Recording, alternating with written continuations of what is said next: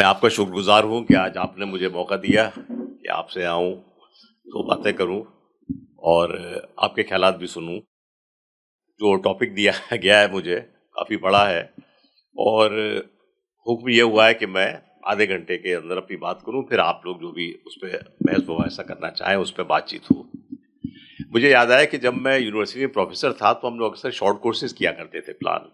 तो कोई कोर्स 6 महीने का हो गया शॉर्ट कोर्स, कोई मान लीजिए 4 महीने का हुआ, कोई 3 महीने का हुआ, तो उसका हमको हर एक कोर्स के लिए एक अलग एक सिलेबस बनाना पड़ता था। तो मुझे याद है कि जो जितना छोटा कोर्स होता था, उसका सिलेबस बनाने में उतनी मुश्किल होती थी, क्योंकि आपको 2 या 3 दिन 4-5 दिन के अंदर सब कुछ जो बताने की ज़रूरत होती थी, जो कि आप बताना चाहते थे।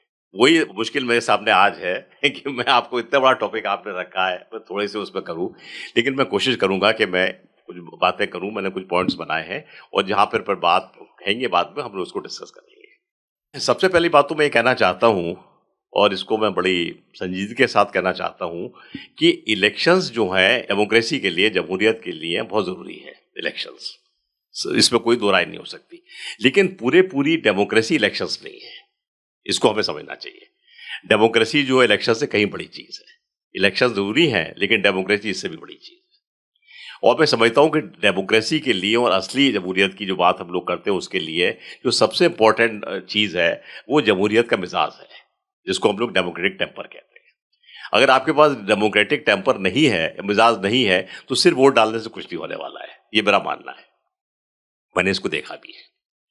अब आप देखिए कि डेमोक्रेटिक टेम्पर क्या होता है। सबसे बड़ी बात यह है कि जो मैं कहता हूँ आपसे डेमोक्रेटिक टेम्पर या जमहूरियत का मिजाज क्या होता है, उसमें कई चीजें आती हैं। सबसे बड़ी बात तो यह है, मैं इस पर सोच रहा था कि एक तो हमारे अंदर जो है सेंस ऑफ इक्वलिटी होना चाहिए। हम आदमी आदमी को बराबर समझे। और हम सोचे एक आदमी बड़ा है, एक छोटा है, एक बड़ी जात का है, एक छोटी इसका है, एक तो सही जात है, ये तो कभी भी आपका जो है टेम्परामेंट डेमोक्रेटिक नहीं हो सकता। देखिए, जहाँ तक उसका सवाल है, किसी के पास पैसा कम है, किसी के पास पोजीशन ज़्यादा है, ये तो होता ही रहेगा। ये तो ऊपर वाले ने जो भी आपके मुकद्दर में लिखा है, उस हिसाब से आपको मिलेगा। लेकिन हमारी जो समझ है, वो उस समझ के हिसाब से हर आदमी जो है, वो बराबर होना चाहिए, वो इसके लिए सब है। सबसे बड़ी बात तो मेरे हिसाब से ये है। इसके बाद मुझे ये भी है कि आपके अंदर एक कंपैशन होना चाहिए, इंसानियत होनी चाहिए, जिससे कि आप हर आदमी को अपने बराबर समझें और एक उसको देखें कि उसमें क्या इस तरह की चीज़ है। फिर और कुछ एक आध चीजें हैं, जैसे कि आपको जो है क्या करना चाहिए, दूसरे की बात सुनने का, समझने का जो है एक आपको एक होना चाहिए कि आप उसको टॉलरेट करें, जिसको हम लोग कहते हैं टॉलरेंट ऑफ डिसेंट। आपको नई बात पसंद है तब भी आप मानिए, हर एक आदमी को अपनी बात करने का हक है, हर एक आदमी को अपनी तरह जिंदा रहने का हक है, हर एक आदमी को अपनी तरह वर्शिप करने का हक है एक दुनिया में। ये सब बात को हमको समझना चाहिए। तो जब तक आपके पास ये तमाम ऐसी चीजें नहीं हैं, तब तक आप जो है, मैं समझता हूँ कि आप जो है डेमोक्रेटिक टेम्परामेंट नहीं है आपका, तो सिर्फ इलेक्शंस आपके लिए कुछ नहीं करेंगे। अब अफसोस की बात ये, जैसा आप लोग जानते हैं कि पिछले सालों में देश में जो डेमोक्रेटिक टेम्परामेंट है, इसकी बहुत कमी आई है। लोग चुनाव लड़ रहे हैं, पोजीशन ले रहे हैं, पावर में आ रहे हैं, लेकिन जो टेम्परामेंट की हम जो बात कहते हैं, वो लोगों के पास आपको नहीं दिखाई देता। ये सबसे बड़ी बात है। तो मैं समझता हूँ कि अगर हमें डेमोक्रेसी को लाना है, तो सबसे बड़ी बात यह है कि हम जो है एक अपना मिजाज बनाए उस तरह का, जिसमें कि हम लोग सब कुछ करें कराएं। अब आप देखिए कि अगर इस तरह के लिए जो सबसे बड़ी किस चीज की जरूरत है, और जरूरत इस बात की है कि हम लोग जो है जब डेमोक्रेसी का मतलब समझते हैं, तो इसको देखें कि इसको किस तरह से जो है हमारी हमारी पूरी सियासत को किस तरह से इन्फ्लुएंस करता है। अब आप एक बात और समझिए कि डेमोक्रेसी जिस फॉर्म में हिंदुस्तान में लाए हैं, ये हम लोगों ने वेस्ट से बहुत बोरो किया है, वेस्टर्न यूरोप से और अमेरिका से बोरो करके हम उस मॉडल को हम ले आए हैं। इस बात को हमें समझना चाहिए। हमारे यहाँ की जो लंबी एक जो तहजीब है, इसी तरह उसमें जो है आज की डेमोक्रेसी जो है कभी नहीं थी। आप लोग बात कर लेंगे किसी जमाने में होता था गणराज्य में ये वो, लेकिन ये कि जिस तरह की आज डेमोक्रेसी है कि दो पार्टी सामने आए या कई पार्टी आए, उनमें आपस में जो है जो हो और आप एक वोट डाल के चुने, ये सिस्टम जो है वेस्ट से लाए हैं। अब सवाल ये है कि वेस्ट को आप देखेंगे, वेस्ट में डेमोक्रेसी कैसे आई, कब आई, ये अगर आप देखें तो उसमें आपको एक बात जो सबसे जो उसमें इंपॉर्टेंट दिखाई देती है, वो ये है कि वेस्ट में डेमोक्रेसी तभी आई और तभी कामयाब हुई जबकि वहां पर एक सोशल रेवोल्यूशन आया, एक पूरी एक सामाजिक क्रांति आई। मतलब जैसा आप लोग जानते हैं कि इंग्लैंड और यूरोप में का जो रिलीजन है क्रिश्चियनिटी का, उसको प्रोटेस्टेंटिज्म कहते हैं। प्रोटेस्टेंटिज्म का मतलब है प्रोटेस्ट, और ये प्रोटेस्ट हुआ उस रोमन कैथोलिक कल्चर के खिलाफ जिसने कि मतलब बिल्कुल एक अपने खास तरह के धर्म में उसके दायरे में लोगों को बांध के रखा हुआ था, उनको उनकी आज़ादी खत्म कर दी थी। उसके खिलाफ जो है यूरोप में काफ़ी कुछ वो कहा, समझिए पूरा प्रोटेस्ट हुआ, लड़ाइयाँ हुई, झगड़े हुए, और बाद में जो प्रोटेस्टेंटिज्म जो है वो पूरा वेस्टर्न यूरोप में आया, इंग्लैंड जिसके कि हम लोग गुलाम रहे उस देश में। ये प्रोटेस्टेंटिज्म ने क्या किया कि वहां की जो सोसाइटी थी उसको उसने एक डेमोक्रेटिक टेम्पर दिया, उनको बताया कि जमहूरियत का क्या मिजाज होता है, कैसे लोग बड़े बराबर होते हैं, सब है। तो कहने का मेरा मतलब ये है कि वहां पर जो वेस्ट कंट्री में जो आया, जो डेमोक्रेसी आई, वहां पर एक सोशल रिवॉल्यूशन के बाद आई, जहाँ के लोगों को ये बताया गया कि भाई किस तरह से आपको एक लिबरेट होना है, तमाम तरह की जो बंदिशें हैं उनसे बाहर निकलना है। लेकिन हमारे देश में जो ऐसा नहीं हुआ, हमारे देश में जो है क्या करना चाहिए, डेमोक्रेसी एक तरह से मुझे कहना ये चाहिए, नहीं कहना चाहिए, हमारे ऊपर थोप भी गई। हमारी सोसाइटी जो है बेसिकली जो है फ्यूडल थी, जागीरदारा सोसाइटी थी, जिसमें कि कुछ लोग जो थे उनके हाथ में ज़मीनें थी, दौलत थी, पूरे उनके हाथ में सब कुछ करने का वो था, और हमने क्या करना चाहिए, और लोग जो उनसे दबे रहते। अब ये देखिए जो ये फ्यूडलिज्म है, या जिसको हम लोग जागीरदारी कहते हैं, ये जमींदारी कहते हैं, इसके दो तीन फैक्टर्स हैं। एक तो ये है कि एक जमींदार जो होता है वो एक खास इलाके का मालिक होता था, छोटे उसमें नवाब भी लगा लीजिए, राजे महाराजे भी लगा लीजिए, सबको लगा लीजिए, एक इलाके का मालिक होता था।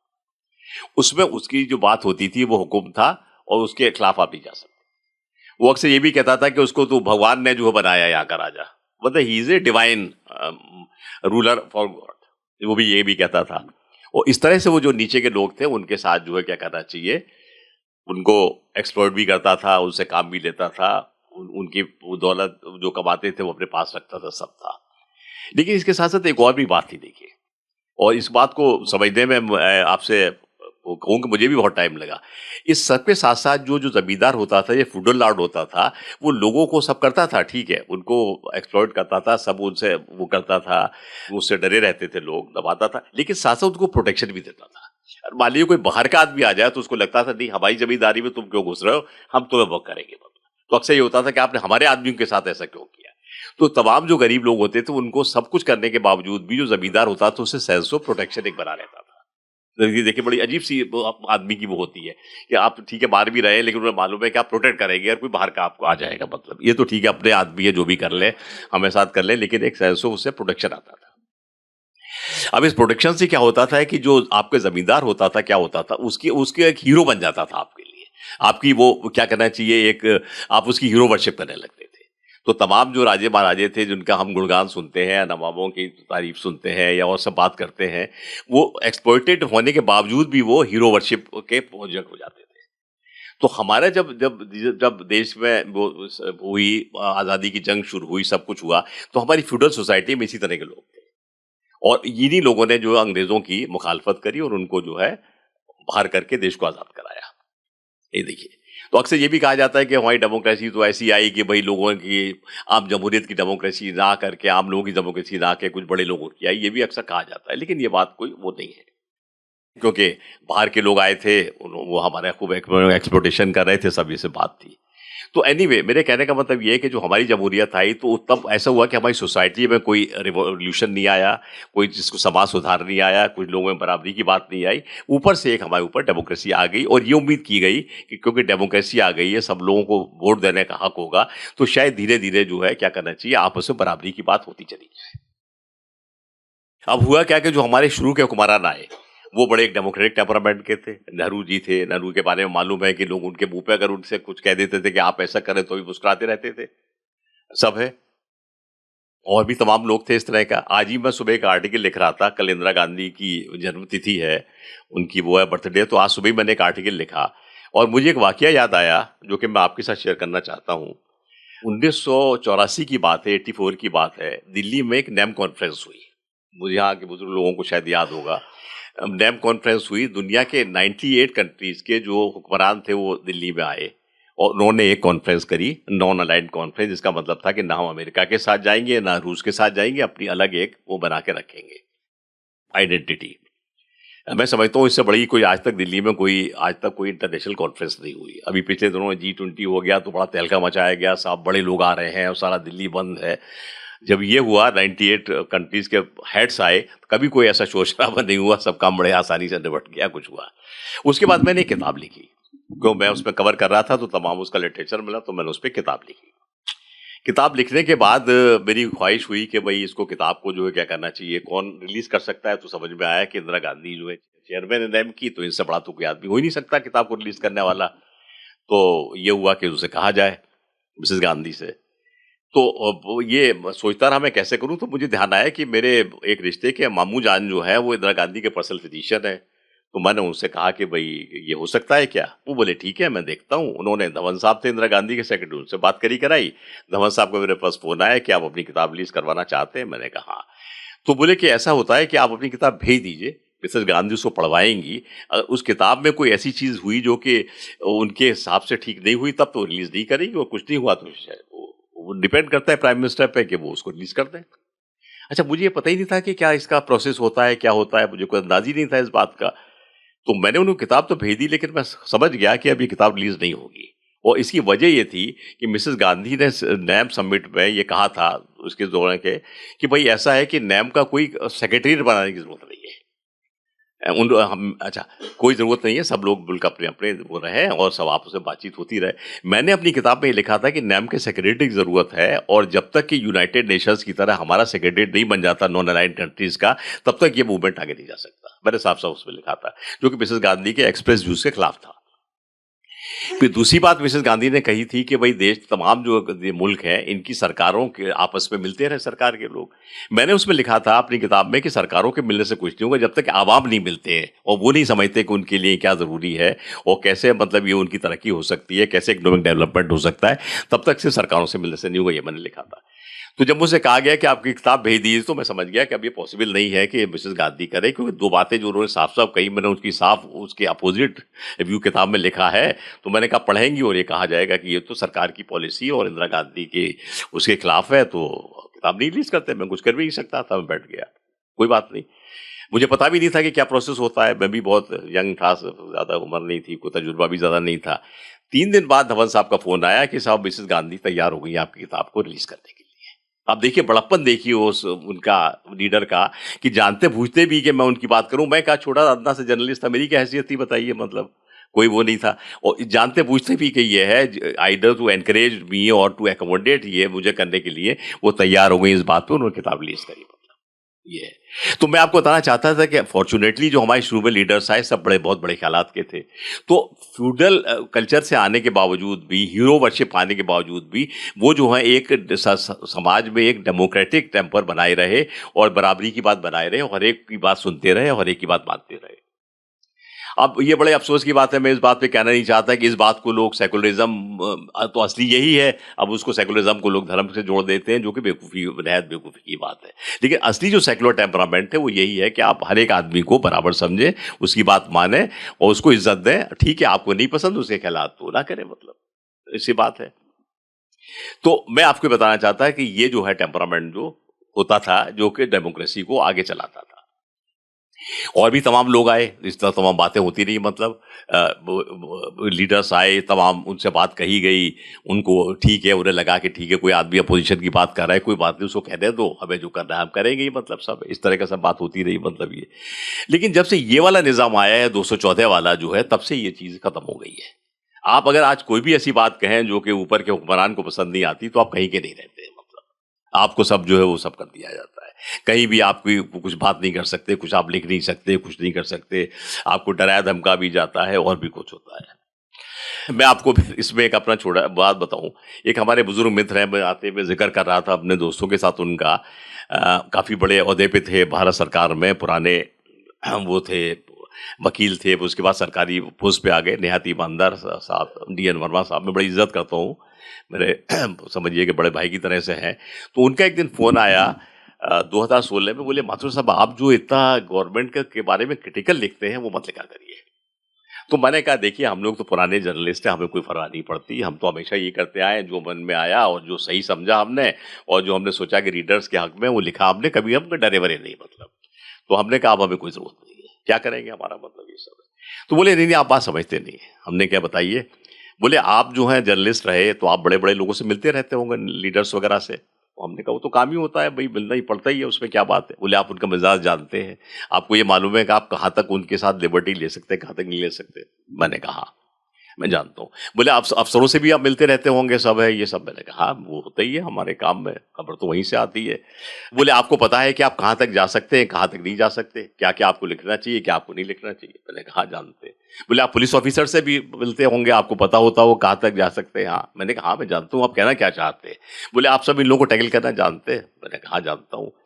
तो बोले वो तो सब आपने ठीक है, अब ये बताइए कि कल को 10 गुंडे आ जाएं और वो आपके घर पे पत्थर फेंकने लगे, आपकी कार का शीशा तोड़ दें और बिना आपको पढ़े हुए कहने लगे कि आप तो जो है क्या करना चाहिए, मुल्क के खिलाफ काम कर रहे हैं, तो आपको उनको हैंडल करना आता है क्या।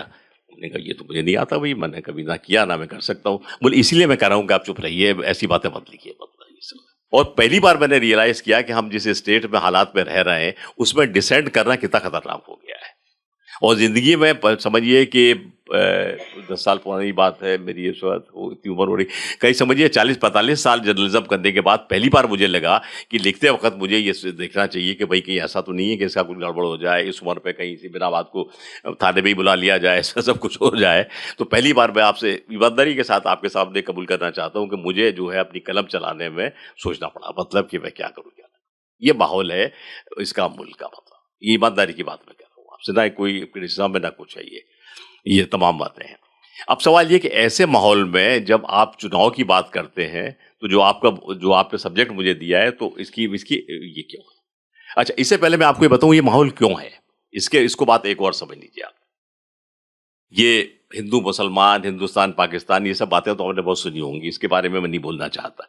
ये माहौल इसलिए है कि जो बड़े हुक्मरान बैठे हैं उनको आइडिया ही नहीं है बिल्कुल इस बात का कि हिंदुस्तान की डाइवर्सिटी कैसी है। डाइवर्सिटी को क्या कहेंगे उर्दू में? हिंदी में तो विविधता कहते हैं, मतलब हाँ, हिंदुस्तान की डाइवर्सिटी कैसी, इसका इनको दूर दूर तक अंदाज ही नहीं है। इनको ये समझते हैं कि हिंदुस्तान एक छोटा सा हिंदी जानने वालों का एक मुल्क है, जिसको कि मतलब जो इनके दिमाग में जो हिंदुस्तान की तस्वीर है वो है, मतलब ऐसा नहीं है कतई। हिंदुस्तान आप जितना घूमेंगे उतना ही आपको डाइवर्स लगेगा। यहाँ के तमाम जो सवाल, हिंदुस्तान का डिवीजन ये नहीं कि साहब हिंदू मुसलमान दो ही हैं, ऐसा नहीं है। यहाँ हजारों तरह के लोग हैं और हजारों तरह की डाइवर्सिटीज है, हजारों तरह की इकोनॉमिक इंटरेस्ट है, हजारों तरह के रीति रिवाज है और सब है। एक जर्नलिस्ट के बतौर एक जर्नलिस्ट के, उसके बाद मीडिया टीचर के, उसमें मुझे काफ़ी घूमने का मौका मिला है हिंदुस्तान में तमाम जगह। और आपको बताऊं ऐसी ऐसी अजीब जो चीज़ें समझ में आती हैं जो कि हमारे आपकी तहजीब से बिल्कुल अलग चीज़ें हैं, वो समझ में आती हैं। मैं मेघालय में जा रहा था एक दिन, तो एक जगह रास्ते में चाय पीने के लिए रुके। वहाँ देखा मैंने कि एक औरत जो थी वो और उसकी 2 लड़कियां वो चाय वगैरह सर्व कर रही थी। मैंने देखा एक लड़की तो बिल्कुल ऐसी है जैसी नॉर्थ ईस्ट वाली लग रही थी, वैसे फीचर वाली। एक बिल्कुल वैसी लग रही थी जैसे हमारे इधर के होते हैं, यूपी के, समझिए कि कम संग फीचर्स अलग ये सब है। तो मैं समझा कि ये नौकरानी होगी और ये मालकिन और इसकी लड़की है। लेकिन मैंने देखा जो दूसरी लड़की थी, जिसको जो मुझे लगा कि इनकी नहीं है, वो भी बिल्कुल इसी तरह से बिहेव कर रही थी जैसे मालिक लोग करते हैं।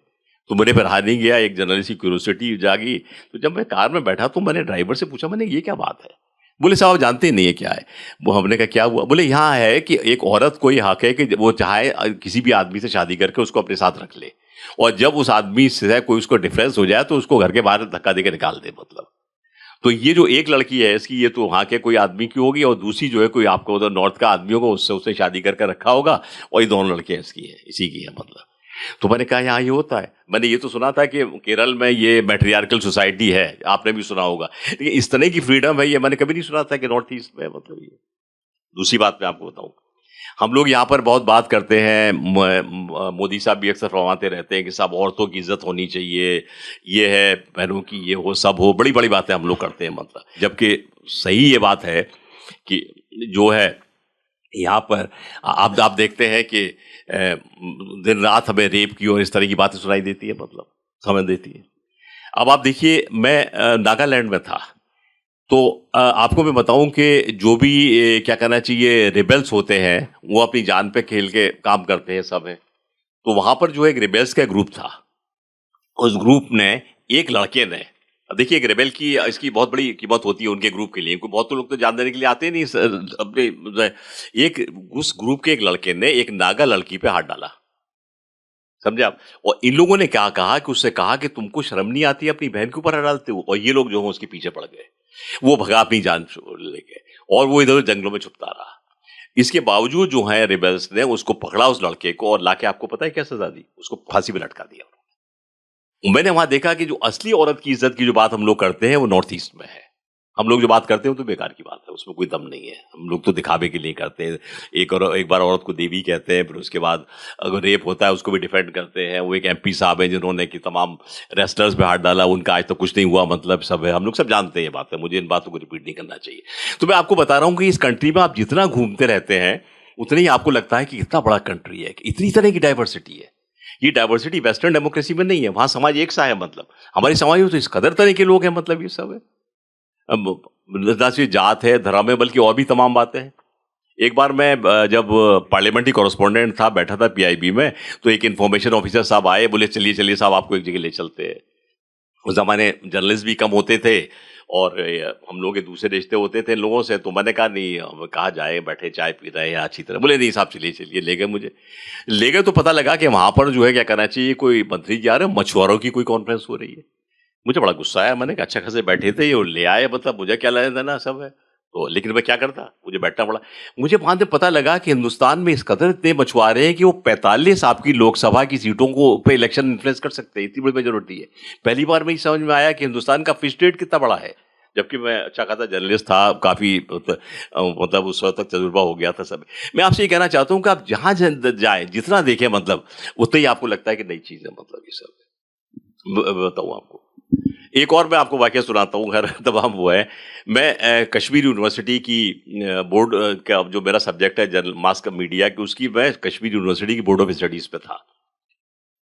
बोर्ड ऑफ स्टडीज की मीटिंग में 2 लोग बाहर से गए, मैं और हबीब कुदवई साहब थे। आप लोगों ने नाम सुना होगा, जामिया में प्रोफेसर थे, बहुत बड़े। 15 लोगों की कमेटी में मैं अकेला जो है नॉन मुस्लिम था। मैं लखनऊ का आदमी हूँ, मुझे घर में हमारे थोड़ी बहुत बोली जाती थी, तो मुझे बड़ा उससे वो भी है। तो मैंने वहां पर यह कहा कि आप लोग कश्मीर में रह करके आप जो है उर्दू जर्नलिज्म नहीं पढ़ा रहे, आपको उर्दू जर्नलिज्म का कोर्स जो है यहाँ पर चलाना चाहिए। तो मैंने सोचा मैं जैसे ये बात कहूंगा बड़ी तालियां बजेंगी। मैंने देखा कि कोई रिएक्शन ही नहीं हुआ, बल्कि एक साहब बोले नहीं साहब ये पॉसिबल नहीं है। मैंने कहा क्यों नहीं है? बोले नहीं साहब ये है वो है, कुछ कहने लगे। अब मैं भी जिद्दी आदमी, मतलब पुराना वो मर गया। मैंने कहा आपको उर्दू जर्नलिज्म को चलाना पड़ेगा यहाँ पर। काफी देर बाद जो है क्या करना चाहिए, जब बात हुई और जब मैंने कहा तो खैर उनको मेरी बात माननी पड़ी, और वहाँ उर्दू जर्नलिज्म का कोर्स शुरू हुआ। और आज अगर वहाँ चल रहा है तो मैं इसके लिए अपने को थोड़ा क्रेडिट दे सकता हूँ। मुझे बड़ा अजीब लगा, मैंने कहा ये क्या बात है ये। और बाद में मुझे पता लगा कि जिसको हम लोग समझते हैं कि सब देश के सारे मुसलमान जो उर्दू के बड़े वो हैं होंगे, हिमायती होंगे, ऐसी बात नहीं है। वो लोग कश्मीरी बिल्कुल नहीं चाहते, मतलब उनको लगता है कि उर्दू जो है, दिल्ली के जो हम लोग हैं, मुसलमान समझिए या नॉन मुस्लिम समझिए, हम लोगों ने उसको वो इम्पोज कर रखी है। मतलब मुझे इस बात का इल्म भी नहीं था। मैंने 10 लोगों को बताया, बोले अच्छा ऐसी बात भी है कि क्या देश में ऐसे भी मुसलमान है जो उर्दू को वो नहीं लाइक करते। मैंने कहा मैं तो देख के आ रहा हूँ, मतलब ये सब।